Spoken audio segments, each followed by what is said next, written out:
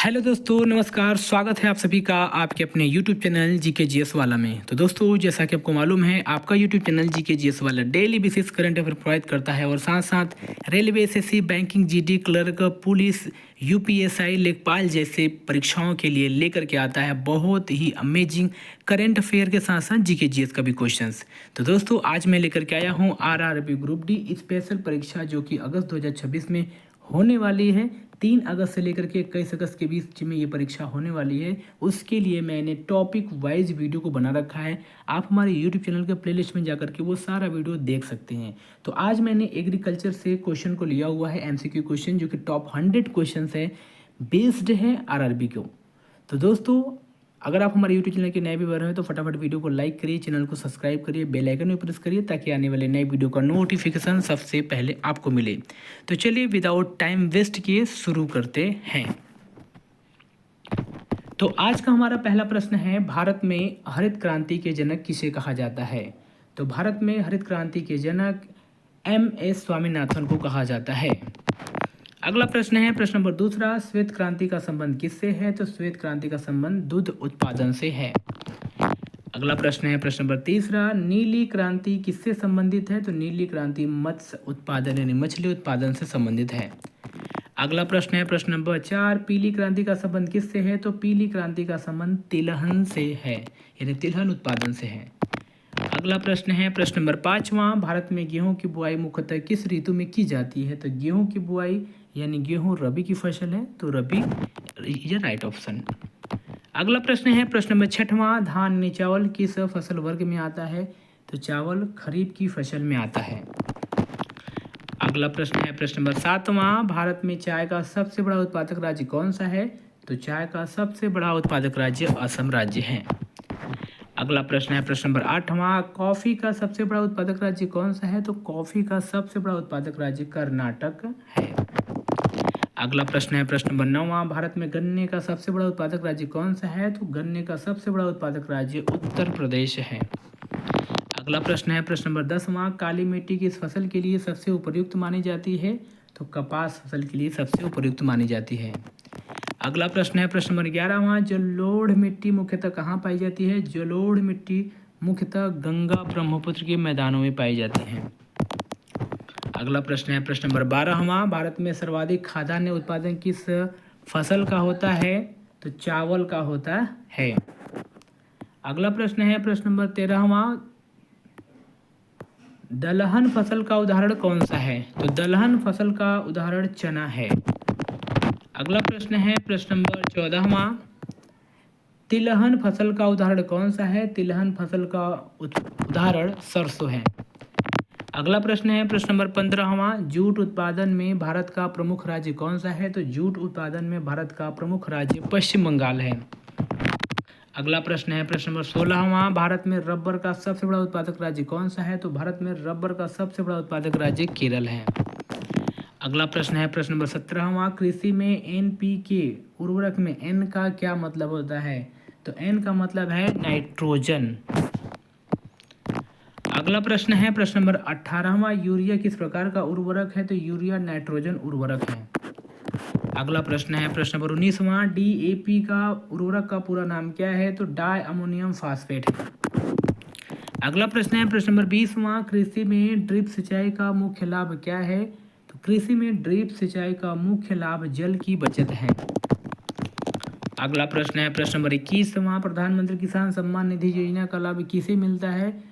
तो पात्र किसान परिवारों को मिलता है। अगला प्रश्न है, प्रश्न नंबर 22वां, भारत में कृषि अनुसंधान का शीर्ष संस्थान कौन सा है? तो ICAR है। अगला प्रश्न है, प्रश्न नंबर 23वां, ICAR का मुख्यालय कहाँ है? तो ICAR का मुख्यालय नई दिल्ली है। अगला प्रश्न है, प्रश्न नंबर 24वां, वर्मी कंपोस्ट किसकी सहायता से बनाया जाता है? तो वर्मी कंपोस्ट केचुए की सहायता से बनाया जाता है। अगला प्रश्न है, प्रश्न नंबर 25वां, जैविक खेती यानी ऑर्गेनिक फार्मिंग में मुख्य रूप से किसका उपयोग किया जाता है? तो प्राकृतिक खाद एवं जैव उर्वरक का प्रयोग किया जाता है। अगला प्रश्न है, प्रश्न नंबर 26वां, भारत में खरीफ फसल की बुआई सामान्यतः कब की जाती है? तो भारत में खरीफ फसल की बुआई जून जुलाई महीने में की जाती है। अगला प्रश्न है प्रश्न नंबर 27वां, रबी फसलों की कटाई का सामान्यतः कब होती है? तो रबी फसलों की कटाई सामान्यतः मार्च अप्रैल में होती है। अगला प्रश्न है प्रश्न नंबर 28वां, जायद की फसल का प्रमुख उदाहरण कौन सा है? तो जायद की फसल का प्रमुख उदाहरण तरबूज है। अगला प्रश्न है प्रश्न नंबर 29वां, भारत में कपास का सबसे बड़ा उत्पादक राज्य कौन सा है? तो भारत में कपास का सबसे बड़ा उत्पादक राज्य महाराष्ट्र है। अगला प्रश्न है प्रश्न नंबर 30वां, गन्ने के उत्पादन में भारत का विश्व में कौन सा स्थान है? तो गन्ने के उत्पादन में विश्व में द्वितीय स्थान है। अगला प्रश्न है प्रश्न नंबर 31वां, चाय की खेती के लिए सबसे उपयुक्त मिट्टी कौन सी है? तो चाय की खेती के लिए सबसे उपयुक्त मिट्टी अम्लीय मिट्टी है। अगला प्रश्न है प्रश्न नंबर 32वां, कॉफ़ी की खेती के लिए सबसे उपयुक्त जलवायु कौन सी है? तो कॉफ़ी की खेती के लिए सबसे उपयुक्त जलवायु गर्म एवं आर्द्र है। अगला प्रश्न है प्रश्न नंबर 33वां, भारत में मसालों का सबसे बड़ा उत्पादक राज्य कौन सा है? तो भारत में मसालों का सबसे बड़ा उत्पादक राज्य केरल है। अगला प्रश्न है प्रश्न नंबर 34वां, राष्ट्रीय डेयरी विकास बोर्ड NDDB का मुख्यालय कहाँ है? तो NDDB का मुख्यालय आनंद गुजरात है। अगला प्रश्न है प्रश्न नंबर 35वां, ऑपरेशन फ्लड का नेतृत्व किसने किया था? तो ऑपरेशन फ्लड का नेतृत्व डॉक्टर वर्गीज कुरियन ने किया था। अगला प्रश्न है प्रश्न नंबर 36वां, मिट्टी की उर्वरता बनाए रखने के लिए कौन सी प्रक्रिया सबसे उपयोगी है? तो मिट्टी की उर्वरता बनाए रखने के लिए फसल चक्र अपनाना बहुत ही जरूरी है। अगला प्रश्न है प्रश्न नंबर 37वां, पौधे में प्रकाश संश्लेषण के लिए आवश्यक कौन सी गैस है? तो पौधे में प्रकाश संश्लेषण के लिए सबसे आवश्यक गैस कार्बन डाइऑक्साइड है। अगला प्रश्न है प्रश्न नंबर 38वां, पौधे में जल का परिवहन मुख्यतः किस ऊतक द्वारा होता है? तो पौधे में जल का परिवहन मुख्यतः जाइलम के द्वारा होता है। अगला प्रश्न है प्रश्न नंबर 39वां, पौधे में भोजन का परिवहन किस ऊतक द्वारा होता है? तो फ्लोएम ऊतक द्वारा होता है। अगला प्रश्न है प्रश्न नंबर 40वां, पौधे के लिए सबसे आवश्यक सूक्ष्म पोषक तत्व कौन सा है? तो पौधे के लिए सबसे आवश्यक सूक्ष्म पोषक तत्व जिंक है। अगला प्रश्न है प्रश्न नंबर 41वां, नीम लेपित यूरिया का मुख्य उद्देश्य क्या है? तो नीम लेपित यूरिया का मुख्य उद्देश्य नाइट्रोजन की दक्षता को बढ़ाना है। अगला प्रश्न है प्रश्न नंबर 42वां, भारत में गेहूं अनुसंधान का प्रमुख संस्थान कहाँ पे है? तो भारत में गेहूं अनुसंधान का प्रमुख संस्थान करनाल हरियाणा में है। अगला प्रश्न है प्रश्न नंबर 43वां, भारतीय कृषि अनुसंधान परिषद ICAR की स्थापना किस वर्ष हुई थी? तो ICAR यानी भारतीय कृषि अनुसंधान परिषद की स्थापना सन 1929 में हुई थी। अगला प्रश्न है प्रश्न नंबर 44वां, मधुमक्खी पालन को क्या कहा जाता है? तो मधुमक्खी पालन को एपी कल्चर कहा जाता है। अगला प्रश्न है प्रश्न नंबर 45वां, रेशम उत्पादन को क्या कहा जाता है? तो रेशम उत्पादन को सेरीकल्चर कहा जाता है। अगला प्रश्न है प्रश्न नंबर 46वां, मछली पालन को क्या कहा जाता है? तो मछली पालन को पीसी कल्चर कहा जाता है। अगला प्रश्न है प्रश्न नंबर 47वां, फूलों की खेती को क्या कहा जाता है? तो फूलों की खेती को फ्लोरिकल्चर कहा जाता है। अगला प्रश्न है प्रश्न नंबर 48वां, सब्जियों की खेती को क्या कहा जाता है? तो सब्जियों की खेती को ओलेरी कल्चर कहा जाता है। अगला प्रश्न है प्रश्न नंबर 49वां, फलों की खेती को क्या कहा जाता है? तो फलों की खेती को पोमोलॉजी कहा जाता है। अगला प्रश्न है प्रश्न नंबर 50वां, धान की SRI पद्धति का मुख्य उद्देश्य क्या है? तो धान की SRI का पद्धति का मुख्य उद्देश्य कम पानी में अत्यधिक उत्पादन प्राप्त करना। अगला प्रश्न है प्रश्न नंबर 51वां, भारतीय कृषि अनुसंधान संस्थान IARI कहाँ स्थित है? तो नई दिल्ली में स्थित है। अगला प्रश्न है प्रश्न नंबर 52वां, पूसा बासमती किससे संबंधित है? तो पूसा बासमती धान की सबसे उन्नत किस्में है। अगला प्रश्न है प्रश्न नंबर 53वां, पौधे में नाइट्रोजन की कमी से होने वाले पत्तियां कैसी हो जाती है? यानी नाइट्रोजन की कमी से पत्तियां कैसे हो जाती हैं? तो नाइट्रोजन की कमी से पत्तियां पीली यानी क्लोरोसिस हो जाता है। अगला प्रश्न है प्रश्न नंबर 54वां, दलहनी फसलों की जड़ों में नाइट्रोजन स्थिरीकरण करने वाले जीवाणु कौन कौन से हैं, यानी कौन से हैं? तो राइजोबियम नाम का जो जीवाणु होता है, ये दलहन जो फसल के जड़ होते हैं उसके अंदर नाइट्रोजन स्थिरीकरण करने वाले जीवाणु यानी बैक्टीरिया रहते हैं। अगला प्रश्न है प्रश्न नंबर 55वां, वायुमंडल में नाइट्रोजन का प्रतिशत लगभग कितना है? तो 78% है। अगला प्रश्न है प्रश्न नंबर 56वां, फलों के वैज्ञानिक अध्ययन को क्या कहते हैं? तो फलों के वैज्ञानिक अध्ययन को पोमोलॉजी कहा जाता है। अगला प्रश्न है प्रश्न नंबर 57वां, धान अनुसंधान का प्रमुख संस्थान NRRI कहाँ स्थित है? तो धान अनुसंधान का प्रमुख संस्थान कटक यानी उड़ीसा राज्य में स्थित है। प्रश्न नंबर 58वां, पौधे में परागण का अर्थ क्या है? पौधे में परागण का अर्थ परागकण का पुंकेसर से वार्तिकाग्र तक पहुंचना। अगला प्रश्न है प्रश्न नंबर 59वां, गेहूं की फसल में कंडुआ रोग किसके कारण होता है? तो कंडुआ रोग फंगस के कारण होता है। अगला प्रश्न है प्रश्न नंबर 60वां, भारत में सबसे अधिक खाद्यान्न उत्पादन किस राज्य में होता है? तो खाद्यान्न उत्पादन सबसे अधिक यूपी राज्य में होता है। अगला प्रश्न है प्रश्न नंबर 61वां, पौधे में वाष्पोत्सर्जन मुख्यतः किस भाग से होता है? तो पौधे में वाष्पोत्सर्जन रंध्रों यानी स्टोमेटा से होता है। अगला प्रश्न है प्रश्न नंबर 62वां, जैव उर्वरक का मुख्य लाभ क्या है? यानी बायो फर्टिलाइजर का मुख्य लाभ क्या है? तो बायो फर्टिलाइजर का मुख्य कार्य मिट्टी की उर्वरता को बढ़ाना है। अगला प्रश्न है प्रश्न नंबर 63वां, पौधे में प्रकाश संश्लेषण मुख्यतः किस भाग में होता है? तो पौधे में प्रकाश संश्लेषण मुख्यतः पत्तियों में होता है। अगला प्रश्न है प्रश्न नंबर 64वां, यूरिया में लगभग कितना प्रतिशत नाइट्रोजन होता है? तो यूरिया में लगभग 46% नाइट्रोजन होता है। अगला प्रश्न है प्रश्न नंबर 65वां, DAP उर्वरक में फास्फोरस लगभग कितना प्रतिशत होता है? तो फास्फोरस भी लगभग 46% ही होता है। अगला प्रश्न है प्रश्न नंबर 66वां, अमोनियम सल्फेट उर्वरक का मुख्य पोषक तत्व कौन सा है? तो अमोनियम सल्फेट उर्वरक का मुख्य पोषक तत्व नाइट्रोजन ही है। अगला प्रश्न है प्रश्न नंबर 67वां, धान की रोपाई के लिए सबसे उपयुक्त खेत की स्थिति क्या होती है? तो जल भराव वाला खेत। अगला प्रश्न है प्रश्न नंबर 68वां, पौधे में हरित लवक क्लोरोप्लास्ट का मुख्य कार्य क्या है?